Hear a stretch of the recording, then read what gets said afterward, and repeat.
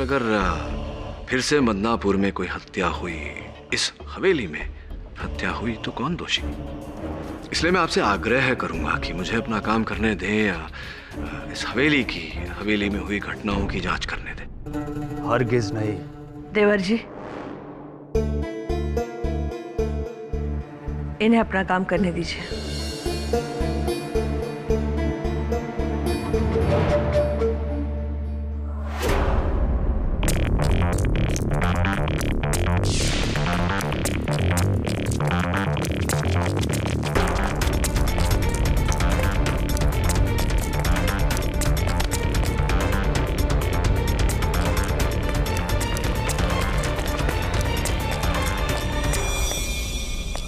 तो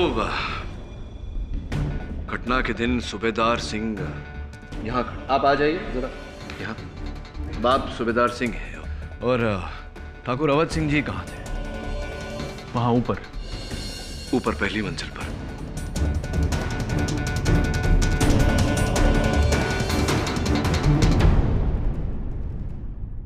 तो सूबेदार सिंह वहां नीचे खड़े थे और ठाकुर साहब यहाँ इस खंबे के पीछे खड़े थे। यहाँ से उन्होंने पहली गोली चलाई जो सूबेदार सिंह को छाती पर जाकर लगी। सूबेदार सिंह ने जवाब देना चाहा, उसने राइफल उठाई गोली चलाने के लिए, लेकिन राइफल जाम हो गई, गोली चली नहीं। राइफल चली नहीं? जी ठाकुर साहब, गोली चली नहीं। फिर कहीं से तीसरी गोली चली, इसी एंगल से। ठाकुर ये कमरा किसका है? वो हमारा कमरा है और हम उस समय सो रहे थे। अच्छा, ऐसे ही 11 बजे सवेरे जब इतना कोलाहल मचा था, आप सो रहे थे।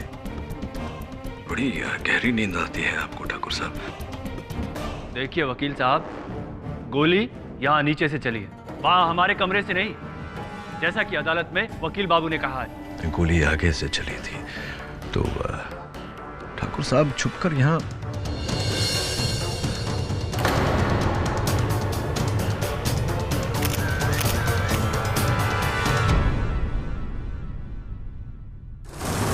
और अंत में ठाकुर अवध सिंह नीचे गिरे, राइफल समेत।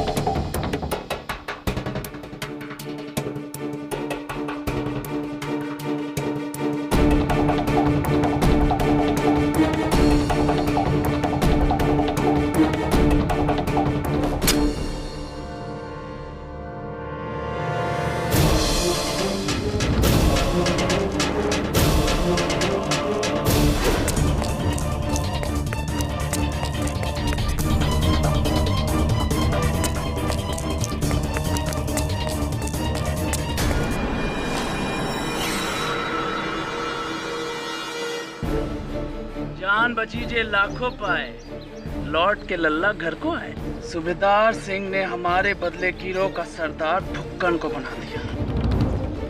अब तू मरेगा तो केडी ये केस छोड़ देगा।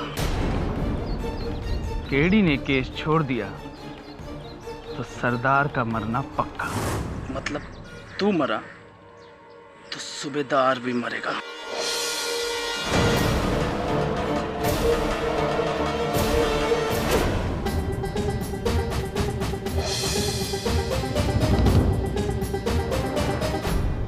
कहीं ऐसा तो नहीं ठाकुर साहब कि कोई तीसरा व्यक्ति भी था उस दिन जिसने गोली चलाई?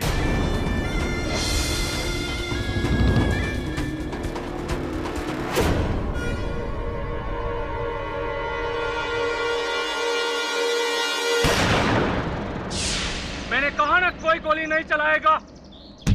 फुक्कन, कल का मोड़ा मुझ पे हाथ उठाएगा, हाथ नीचे कर ले, नहीं तो हाथ तोड़ के फेंक देंगे। लाखोरी, भूल मत कि गैंग का सरदार हम है, हम, पर मेरा नहीं। जा, छोड़ते हाथ से तेरी गैंग। कौन है जो हमारे साथ है? हाँ, सूबेदार का आधा परिवार तो सरेंडर कर गया है। ये भी अड़ो पे सिर्फ मेरा राज है। डाकू लाखोरी राम और बाकी गैंग। जे भाई आना चाहे हमारे साथ आ सकते हैं। सोचते के हो जिनका सगा चाचा नत्थुलाल ठाकुरों के हाथे बिक के लगा देगे हो, उनसे वफादारी की उम्मीद।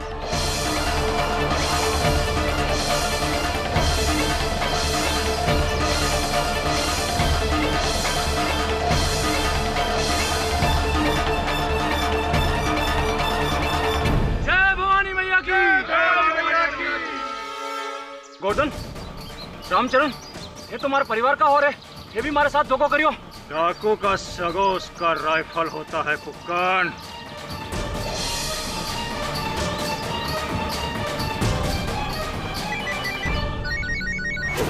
Excuse me. हाँ वरुण। हम बोल रहे हैं केडी बाबू। हम कौन? इस गैंग के नए सरदार लाखोरी सिंह। कहा है ना, प्रोग्राम में थोड़ा बदलाव आ गया है। आप होशियार आदमी लगे हैं, इसलिए आपके मोड़े को मारने से पहले आपसे एक बार बात कर भी जरूरी लगे है। इसकी जान चाहिए तो केस छोड़िए और वापस लौटिए। अजीब बात है, पहले यहाँ बंदूक की नाल पर जबरदस्ती केस लड़ने के लिए लेकर आए मुझे, अब बंदूक की नाल पर केस छोड़ने के लिए कह रहे हैं। सोच लीजिए करना क्या है। आपको इन बीहड़ों में लाने वाली राइफल की नाल सूबेदार की गैंग की थी, और यहाँ से वापस ले जाने वाली राइफल की नाल हमारे गैंग की। देखिए लाखोरी भैया, मेरे पास एक ऐसा सबूत है जिससे मैं अदालत में ये प्रमाणित कर दूंगा कि सूबेदार सिंह निर्दोष है। यही तो हम नहीं चाहते। सूबेदार निर्दोष निकला, आज नहीं तो कल छूट जाएगा। फिर ये गैंग उसकी। हमारे लिए तो सूबेदार मुर्दा ही सही है। तुम्हारी बातों से तो ऐसा लग रहा है कि सूबेदार सिंह को तुम ही ने फंसा है। अब जो भी सोचो केडी बाबू, पर अब आप दोनों की कोई जरूरत नहीं। आप दोनों जा सकते हैं। और फुकन? इस फुक्कन को जिंदा छोड़ दिया तो कल अपनी अलग गैंग बनाएगा, हमें मारने आएगा। इसीलिए इसका मरना बहुत जरूरी है। लाखोरी कमीने! एक मिनट, देखिए एक तरकीब है मेरे पास। सूबेदार सिंह और नत्थू की तरह अगर फुकन भी अपना आत्मसमर्पण कर दे तो फिर तो कोई बात ही नहीं रहेगी। ये बात की गारंटी कौन लेगा केडी बाबू? गारंटी मैं लेता हूँ। मैं खुद फुकन को लेकर जाऊंगा, पुलिस के हवाले करूंगा। क्या बात करो केडी बाबू, मैं सिलेंडर कर दूं और इस कमीनों को ऐसे ही छोड़ दूं? फुकन, कर दो आत्मसमर्पण।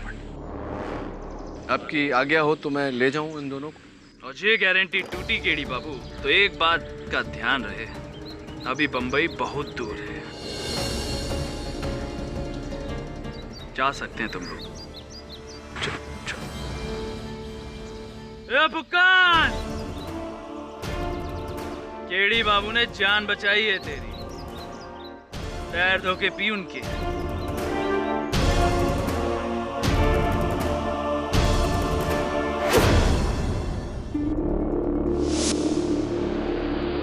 ठाकुर भी आप धमकियां दे रहे हैं। ये लोग काबिल नहीं कि इनके लिए केस लड़ा जाए। बस तीन का सांप साला लाखोरी, मैं तने छोड़ूंगा नहीं। फुकन, जिस दिन सूबेदार सिंह के साथ ये घटना घटी थी, लाखोरी बिहड़ में था? नहीं, बोल कर गया था कि कमर में दर्द है, वैद्य के पास जा रहा हूँ। पर आपको क्या लगे वकील साहब कि लाखोरी ने हवाली जाकर अवध सिंह को मारा होगा? हो सकता है सूबेदार सिंह ने लाखोरी की जगह तुम्हें गुट का सरदार बनाया। हो सकता है इसी बात का बदला लेना चाहता हूँ। छोड़िए ना सर, क्या फर्क पड़ता है, वैसे भी केस खत्म है। फुकन जेल में और हम दोनों वापस। हम नहीं, तू। क्या सर, अब आप ये मत कहना कि आप ये केस लड़ेंगे। लड़ना तो पड़ेगा वो। ठाकुर और लाखोरी की धमकी के बाद भी आप ये कह रहे हैं? हाँ, कितना समय हो गया तुझे मेरे साथ? इतना नहीं समझा अब तक कि केडी पाठक कोई भी काम अधूरा नहीं छोड़ता।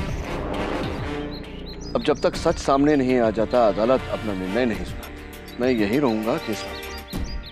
सर मैं आपको यहाँ अकेले नहीं रहने दूंगा, ये लोग आपको मार डालेंगे सर। तो मेरी चिंता मत कर, मैं संभाल सकता हूँ अपने आप को। तू मुंबई वापस जा। तो ठीक है, मैं भी यहीं रहूंगा, मैं भी अपना ख्याल रख सकता हूँ। बहस क्यों कर रहा है? सर मैं बहस नहीं कर रहा हूँ, अगर मैं वापस जाऊंगा तो आपको साथ लेकर। सर इन जंगलियों का कोई भरोसा नहीं। Phukan don't mind. फुकन फुकन भाग गया भाग गया भाग गया।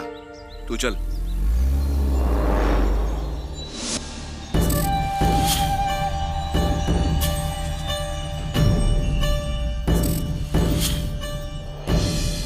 डाकू सिक्को दे, सिक्को दे।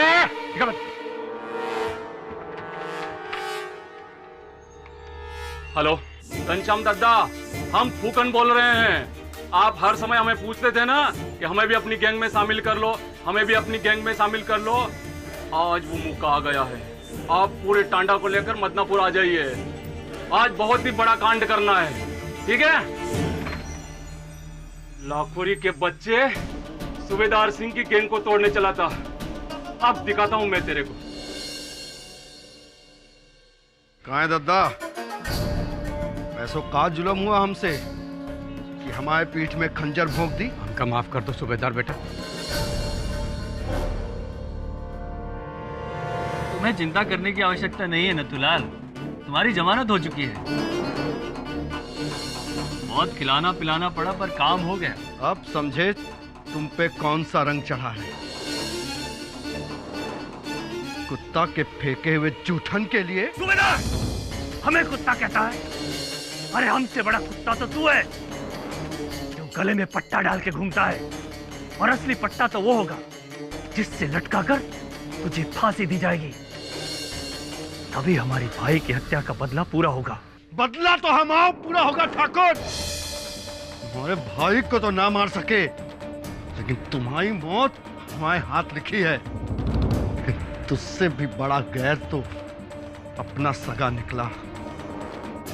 कसम है दद्दा, कसम है रतिराम की, इस ठाकुर से पहले तुम्हारी लाश गिरेगी सूबेदार सिंह के कदमों में। तुम्हारी लाश गिरेगी। ले चलो इसे। बता देते।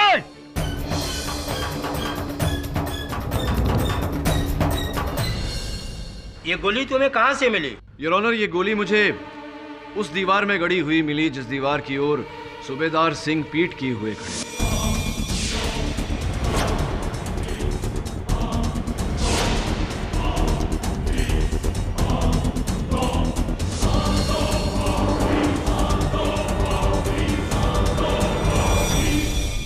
इसका कोई सबूत है कि ये गोली कहीं और से नहीं लाया आप? मैं झूठ क्यों बोलूंगा यार?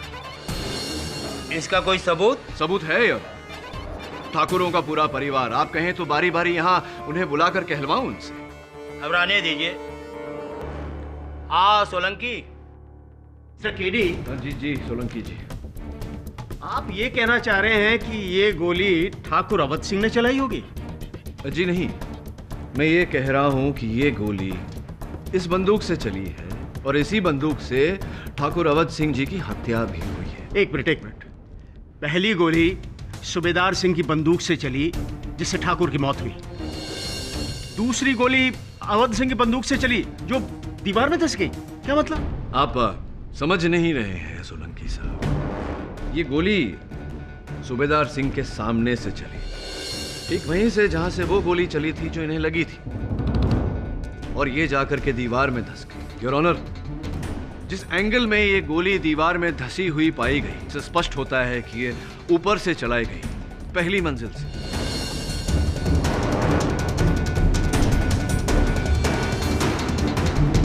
मिलॉर्ड, वहां तो केवल ठाकुर अवध सिंह थे, तो फिर ये गोली कहां से चली? जी जी बिल्कुल ठीक कहा आपने। ये गोली ठाकुर अवध सिंह जी के बंदूक से ही चली है। यही बंदूक ठाकुर अवध सिंह जी की है और इसी से ठाकुर साहब की हत्या भी हुई है।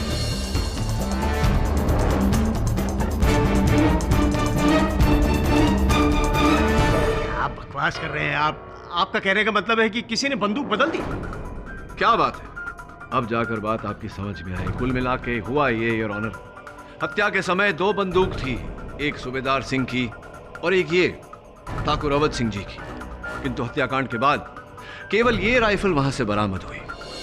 सोचने वाली बात यह है कि अंततः सूबेदार सिंह की राइफल गई कहां? किसने गायब किया उसे? मिस्टर सोलंकी, कहाँ है दूसरी राइफल? लॉर्ड, राइफल कहीं खो गई होगी।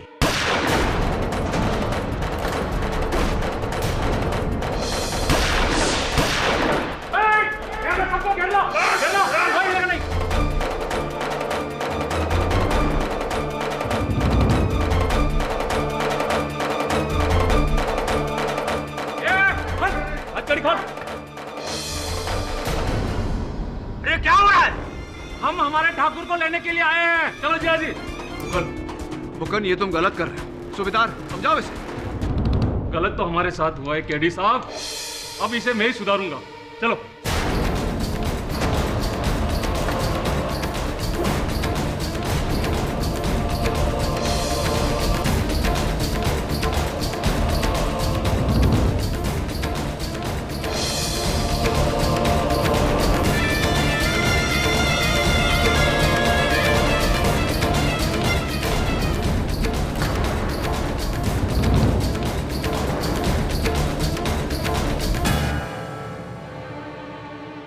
भैया, गजब हो गया। मिस्टर पाठक, अब आपका केस खत्म। अब हमें पुलिस को शूट ऑन साइट का ऑर्डर देना पड़ेगा।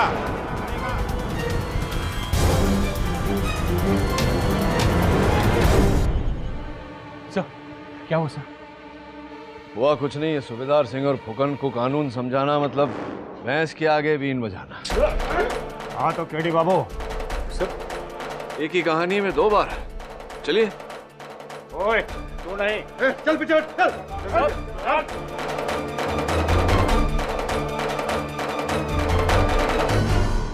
आप तो कह के गए थे कि केस खत्म, वापस शहर जा रहे हैं फुक्कन को सरेंडर करवा के। पर ये क्या? तुमने तो फुक्कन को ही भगा दी। मैंने? हाँ तुमने केडी, और उसने रातों रात अपनी अलग गैंग बना ली। चलो, ये तो फुक्कन की होशियारी थी, पर तुम क्यों मदनापुर में टिक गए? अगर तुम केस छोड़ देते तो आज अदालत ना लगती, और अगर आज अदालत ना लगती तो फुक्कन आकर सरदार को भगाना ले जाता। आएंगे साले जीजा हमसे बदला लेने, और ये सब हुआ सिर्फ तुम्हारी वजह से केडी बाबू। अपने मोड़े को बचाने के चक्कर में तुमने अपना बलिदान दे दिया। क्या बात है? बोलो, कहाँ मरना पसंद करो, यहाँ या कहीं छांव में जाकर? मुझे मारने से तुम्हारी प्रॉब्लम सॉल्व नहीं होगी, तुम्हारी पीड़ा कम नहीं होने वाली। सूबेदार सिंह और पुलिस तुम्हारा पीछा छोड़ेंगे नहीं। तुम्हें मार कर मैं ये साबित कर दूंगा कि लाखोरी को दगा देने का अंजाम क्या होता है। चलो 10 तक गिनते हैं, अगर भाग सके तो भाग लो, वरना पीठ में गोली मारते हुए मुझे रत्ती भर भी संकोच नहीं होगा। मृत्यु तो जीवन का परम सत्य है। तुम्हें भी मरना है एक दिन, मुझे भी। मृत्यु से भाग कर जाएंगे तो जाएंगे कहाँ? मर्द आदमी हो, गोली सीने में लगेगी। Now the cage is closed KD बाबू।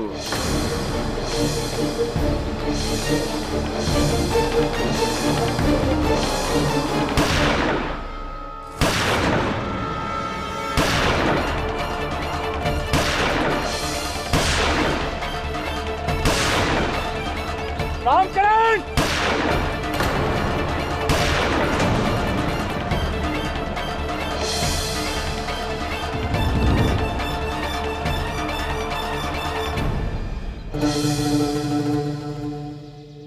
क्या सोच रहे हैं केडी बाबू कि कहाँ आ गए? नहीं, सोच रहा हूँ कि यहाँ से कहाँ जाऊँ। वापस अपने शहर। तुम बहुत भले आदमी हो केडी बाबू। ये जगह तुम्हारे जैसे लोगन के लिए नहीं। तुम जाओ अपने शहर वापस। और रही बात हमारी, हमें मालूम है कि हमें कहाँ जाना है। ठाकुर की हवेली, उस ससुरे जयप्रकाश से बदला लेने जिसने हमारे दादा को हमारे खिलाफ बहकाया। सूबेदार सिंह, अगर इस विश्व का हर व्यक्ति आंख के बदले आंख का बदला लेने लगा पूरी दुनिया अंधी हो जाएगी। तो तुम तो ये सबक सीख गए थे, आत्मसमर्पण करने चले थे, अचानक भटक कैसे गए? दुनिया बहुत बिगड़ी है केडी बाबू। जे बुरे लोगन को अच्छा ना बने देगी, काहे कि जे बुरे अच्छे हो गए तो अच्छन का होगा। जैसे कुछ लोगन को तो बुरा बनना ही पड़ेगा। हम तो किसान हते, फसल कटाई करते करते जाने कब किस्मत ने गला कटाई का काम दे दिया। बाकी बंदूक के जबर जिए, बंदूके के जोर मरेंगे। अब यही हमारा नसीब है केडी बाबू।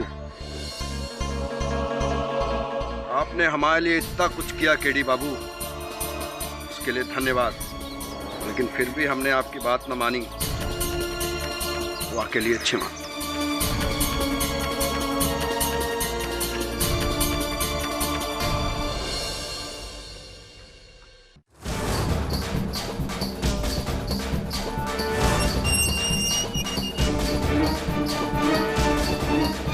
प्रकाश, अरे चल के औलाद है तो निकल बाहर। जिया जी, मरने लग गया कि ठाकुर कहीं तो छुप गए। छुप के जाएगा कहाँ ससुरा? हो जा ससुरे को कोना कोना में, बच के जाने न पाए। बाकी ध्यान रहे, कोई गोली नहीं चलाएगा। जयप्रकाश जिंदा चाहिए। तुम पीछे ढूंढो, तुम मेरे साथ आओ। जेपी से कहाँ लुका बैठो साला?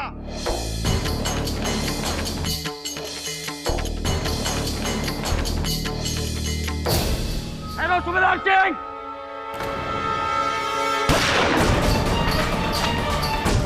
कहाँ है वो रहा सुबेदार सिंह। इंस्पेक्टर, जाओ और गिरफ्तार कर लो इस खूनी सुबेदार को। चलो।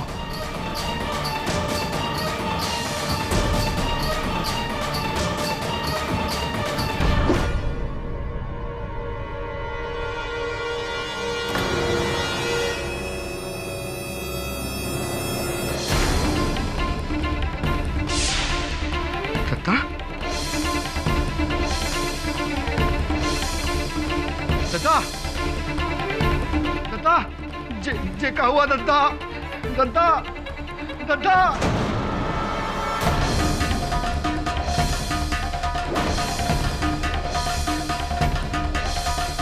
वाह सुबेदार सिंह, एक और खून, और वो भी अपने सगे चाचा का।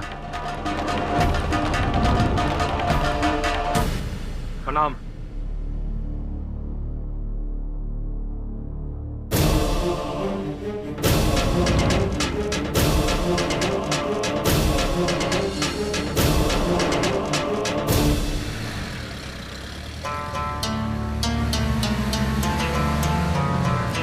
नथुलाल को किसने मारा? किसने मारा मतलब? नथुलाल की हत्या इस सूबेदार ने की है। अब तो इसे दो हत्याओं के लिए फांसी मिलेगी।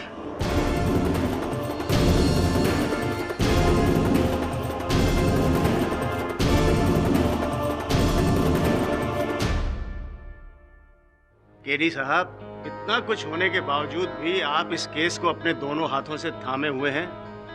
अगर मैं आपकी जगह होता ना, तो इन जंगलियों को छोड़ के कब का मुंबई वापस चला गया होता। कलयुग चल रहा है सोलंकी साहब, सत्य की राह पे बाधाएं तो आएंगी। केडी पाठक उन बाधाओं से डरकर भागने वालों में से नहीं, लड़कर विजय पाने वालों में से। वैसे भी अब तो मंजिल सामने ही है। मंजिल? जी मंजिल, ठाकुर अवध सिंह का असल हत्यारा। अभी भी आप उसी भ्रम में हैं? केडी साहब, अपनी आंखें खोलिए। जिसे आप बचाने चले हैं ना, उसने एक और मर्डर किया है, अपने चाचा नथुलाल का।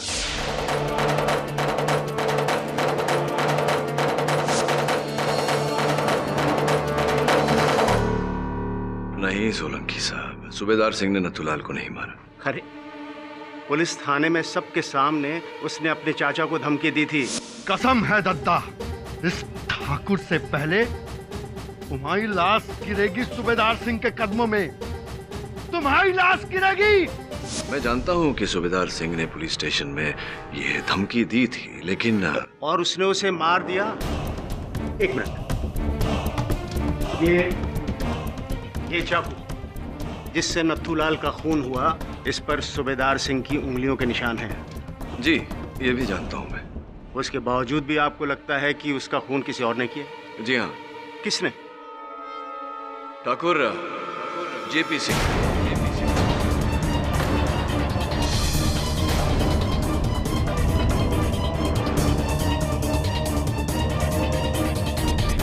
हमने नत्थूलाल को मारा है? जी। वकील साहब, बुद्धि भ्रष्ट हो गई है आपकी। जब नत्थूलाल मरा, हम उस समय पुलिस बुलाने गए थे अपनी जीप में बैठकर। हाँ, पुलिस को बुलाने तो गए थे आप, लेकिन आप पुलिस को बुलाने गए उससे पहले आपने नत्थूलाल की हत्या की। क्या यह सत्य नहीं है कि नत्थूलाल आप ही के बुलावे पर वहां हवेली गया था? उसके फोन पर आखिरी कॉल आप ही का है। हमने नत्थूलाल को फोन करके हवेली अवश्य बुलाया, किंतु इसका अर्थ ये नहीं हुआ कि हमने उसे मारा है। ठाकुर जयप्रकाश सिंह जी, आप ही ने नत्थूलाल को मारा। आपने पहले उसे मारा, फिर चाकू वहां कमरे के बाहर फेंक दिया। दुर्भाग्यवश सूबेदार सिंह जब वहां पहुंचे, उन्होंने वो चाकू हाथों में उठा लिया।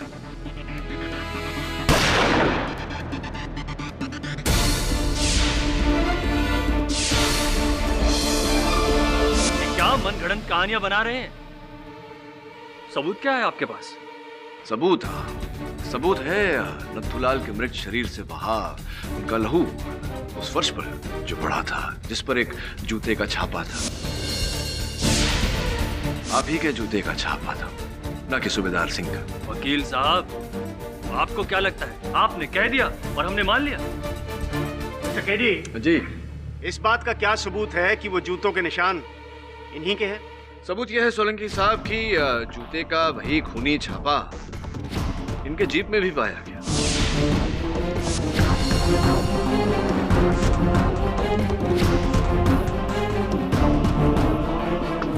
और अभी अगर आपको विश्वास नहीं है तो क्यों ना इनके जूते उतरवाकर हम फोरेंसिक जांच के लिए भेज दें? क्यों? मुझे पूरा विश्वास है कि आपके जूतों पर नत्थूलाल के खून के कुछ कंद अवश्य मिलेंगे। क्या? हाँ, क्यों ना। जब आपने कुछ किया ही नहीं तो भय किस बात का? चलिए उतारिए जूता, इसे फोरेंसिक जांच के लिए भेजेंगे। उतारिए जेबी सिंह जी।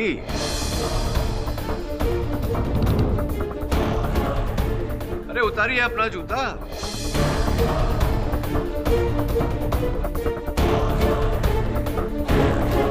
सिर्फ भय की क्या बात है, योर ऑनर? हाँ, हाँ, हमने मारा है नत्थूलाल को।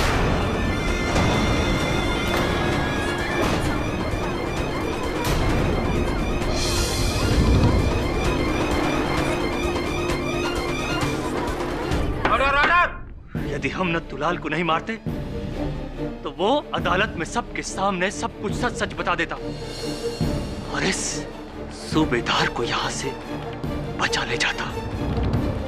नत्थू को हम नहीं मारा है। हमका नहीं चाहिए ये पैसा। आप लोगों के कहने पर हम अपने भतीजे सूबेदार के खिलाफ अदालत में झूठ तो बोल दिए।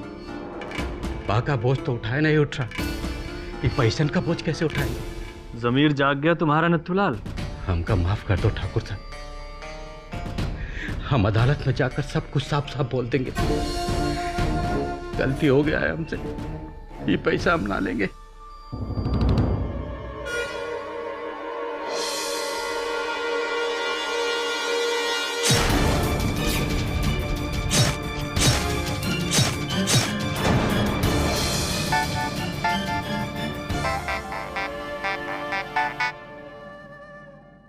हेलो, क्या सूबेदार अपने आदमियों के साथ हवेली की ओर आ रहा है? आने दो। अब देखना सूबेदार, हम तुम्हें कैसा फंसाएंगे।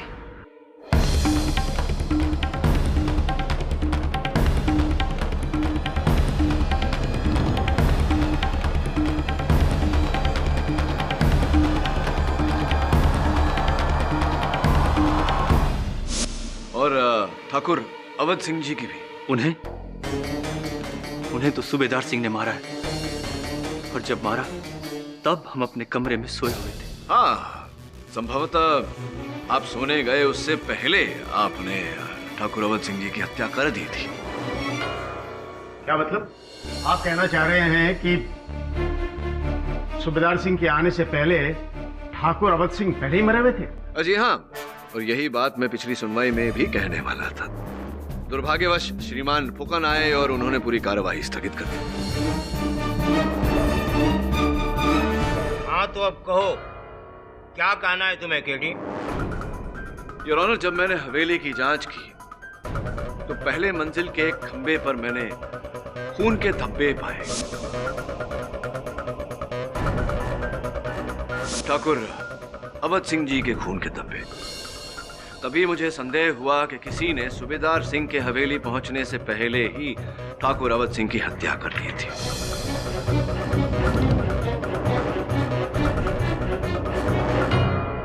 उसके बाद हत्यारे ने ठाकुर अवध सिंह के मृत शरीर को उस खंबे से टिकाया, जिसके कारण उस खंबे पर वो खून के धब्बे आए। इसके बाद हत्यारा खंबे के पीछे छिपकर सूबेदार सिंह के वहां आने की प्रतीक्षा कर रहा था, और जब सूबेदार सिंह वहां पहुंचे तो हत्यारे ने उस खंबे के पीछे छिपकर इन पर गोली चलाई जो इन्हें लगी। सूबेदार सिंह इन पर हुए हमले का उत्तर देना चाह रहे थे, किंतु तभी इनकी राइफल जैम हो गई। योर ऑनर, इतने में हत्यारे ने दूसरी गोली चलाई, योर ऑनर, जो पीछे दीवार में जाकर धस गई थी। उसके बाद योर ऑनर, एक ही क्षण में हत्यारे ने ठाकुर अवध सिंह के मृत शरीर को पहली मंजिल से नीचे फर्श पर गिरा दिया। अच्छा, और वो राइफल बदली कैसे गई? उचित प्रश्न सोलंकी साहब। योर ऑनर, गोलियों की आवाज के कारण जब हवेली में कोलाहल मचा तो हत्यारे ने बड़ी चालाकी से सूबेदार सिंह की राइफल को वहां सोफा के नीचे ढकेल और जिस राइफल से हत्या की गई थी ठाकुर अवध सिंह की, उस राइफल को इनके पास ढकेल दिया। और आपको कैसे पता चला कि राइफल सोफे के नीचे रखी थी? क्या बात है सोलंकी साहब, एक और उचित प्रश्न।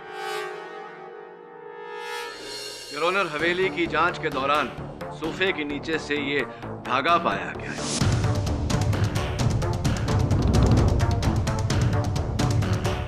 ये उसी पट्टे का धागा है जो सूबेदार सिंह राइफल चलाने से पहले अपने हाथों पर बांधा करते थे।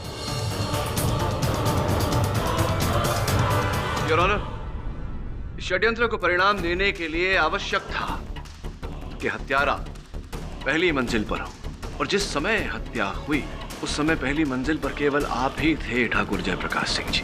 क्या हम अपने सगे भाई की हत्या क्यों करेंगे? क्यों?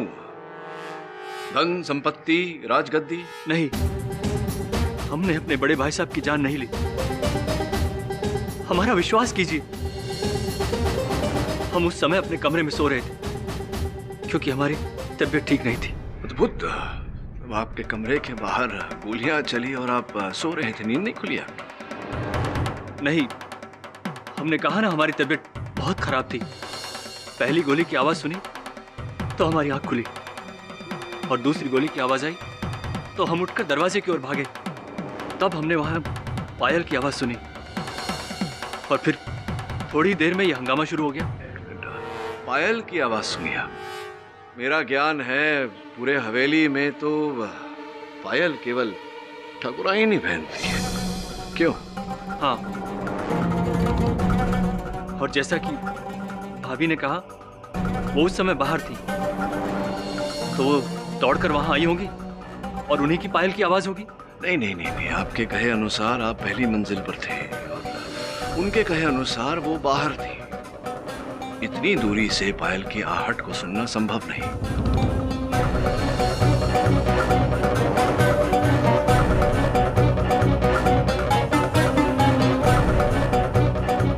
या तो आप झूठ बोल रहे हैं या फिर ठाकुराइन भी। जी, उस वक्त मैं नीचे ही खड़ी थी।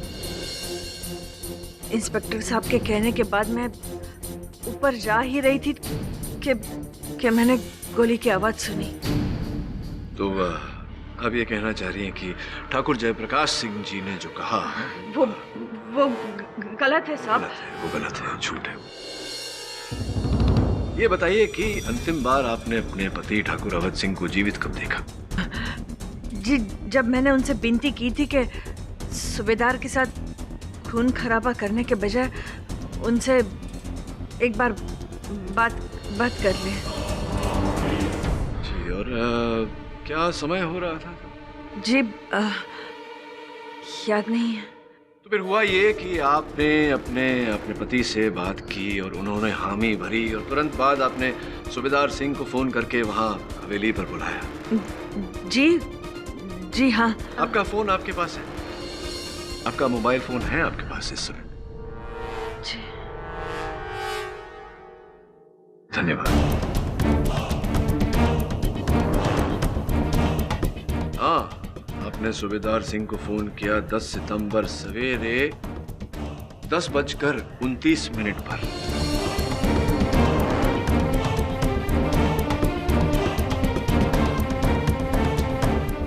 सवेरे 10:29 पर 10:29 पर। जी हाँ जी।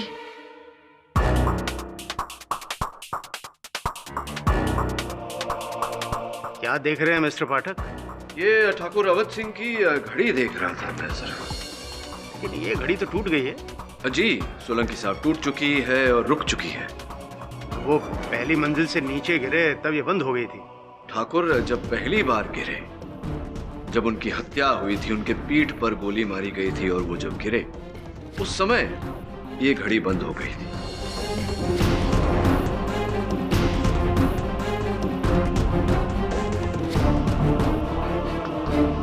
देखिए 10:22 आपकी बात हुई थी ठाकुर साहब से 10:29 पर। उसके बाद आपने सूबेदार सिंह को फोन किया तो ये उनके मरने के 7 मिनट बाद ठाकुराइन आप किनसे बात कर रही थी? उनके शव से या उनकी आत्मा से? किससे बात कर रही थी? जी मैम, मुझे नहीं लगता ठाकुराइन आपको अब आगे झूठ बोलने का प्रयास करना चाहिए। शोभा नहीं देता एक महिला को। हुआ ये कि आपने पहले सर्वप्रथम अपने पति की हत्या की 10:22 पर। उसके बाद 10:29 पर आपने सूबेदार सिंह को फोन करके वहां हवेली पर बुलाया ताकि आप अपने पति की हत्या को सूबेदार सिंह की प्रतिशोध का रंग दे सके। इसका अर्थ ये भी हुआ कि ठाकुर जयप्रकाश सिंह जी सत्य कह रहे थे। आप नीचे नहीं, बाहर नहीं, पहले माले पर ही थी। आप ही की पायल की खनक उन्होंने सुनी थी। हाँ, मैंने मारा है अपने पति को।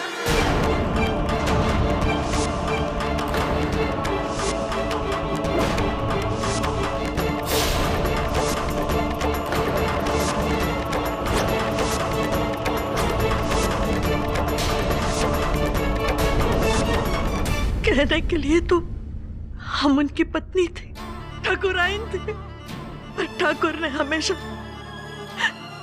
सजावट की मूर्ति बनाकर हमें हवेली में रखा। भूत की तरह खड़े रहकर हम सारी रात उनके जुल्म को सहते रहे।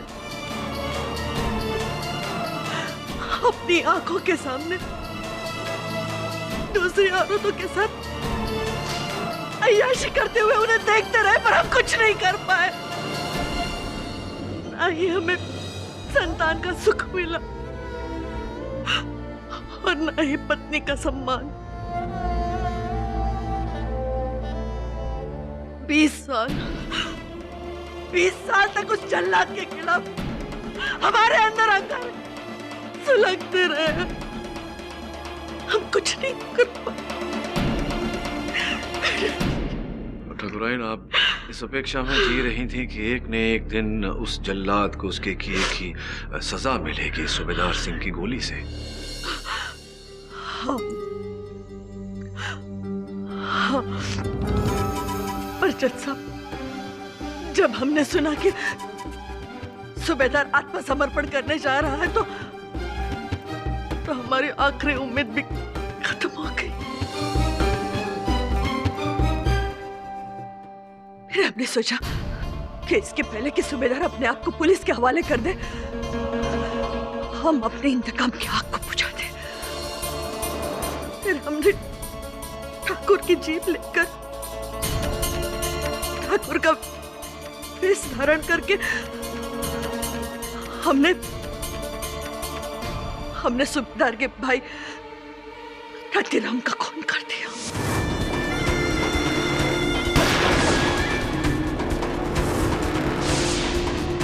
ताकि लोग ये समझेंगे कि ये खून ठाकुर ने किया।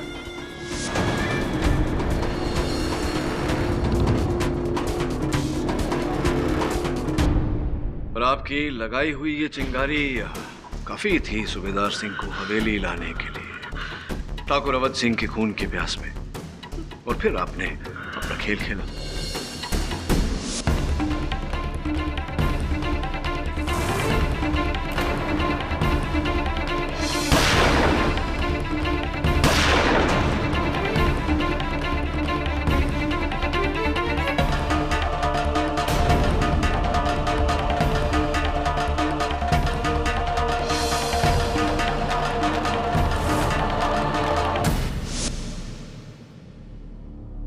The defense rests your honor. ये अदालत नथुलाल सिंह के कत्ल के इल्जाम में ठाकुर जयप्रकाश सिंह को गिरफ्तार करती है और रतिराम सिंह और ठाकुर अवध सिंह के कत्ल के इल्जाम में ठाकुराइन देवयानी को हिरासत में लिया जाता है।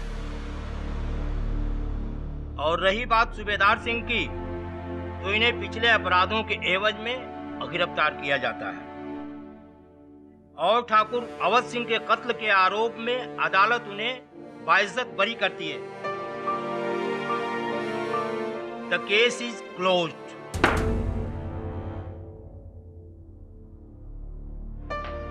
अरे अरे क्या कर रहे हैं?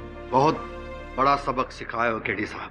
हमें ये बात समझ में आ गई कि बंदूक की गोली से को का जान तो को भी ले सकत है, बाकी अपनी सूझबूझ की बोली से को का जान बचाए से बड़ा उपकार दुनिया में ना आए। आपने हमें जीवन दान दिया है केडी साहब। इस सूबेदार सिंह वचन देता है आपको, सजा काट के आवे के बाद वो और वाकी पूरा गैंग गिरोह उसी समाज का सुधार करेंगे जिसका बहुत नुकसान किया हमने। जय माता भवानी। जय मां Bhavani. For more updates, subscribe to our channel, click the show links and enjoy watching the videos.